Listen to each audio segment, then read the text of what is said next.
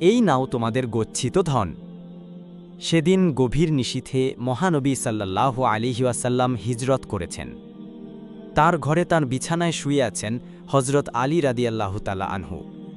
মহানবীর কাছে গচ্ছিত রাখা কিছু জিনিস মালিকদের ফেরত দেবার জন্য মহানবী সাল্লাল্লাহু আলাইহি ওয়াসাল্লাম হজরত আলী রাদিয়াল্লাহু তাআলা আনহুকে রেখে গেছেন।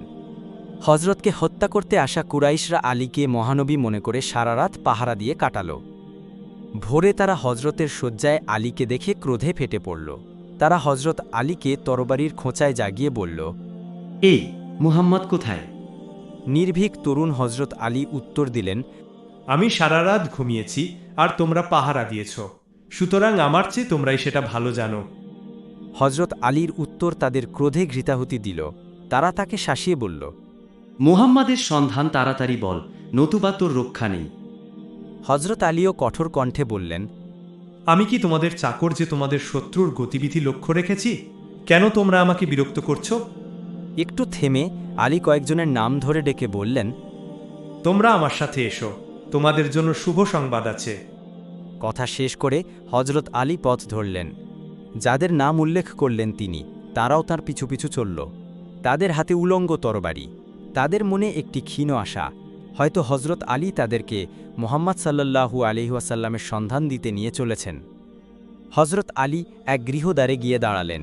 পিছনে ফিরে ওদের বললেন, দাঁড়াও, আমি নিয়ে আসছি। বলে তিনি ভেতরে চলে গেলেন। পেছনে কয়েকজনের অন্তরে তখন কি হবে না হবে অপরিসীম দোলা, তাদের মনে আশঙ্কাও। উলঙ্গ তরবারি হাতে তারা পরিস্থিতি মোকাবিলার জন্য প্রস্তুত। এমন সময় হজরত আলী বেরিয়ে এলেন। তার হাতে কয়েকটা ধনরত্নের তোড়া।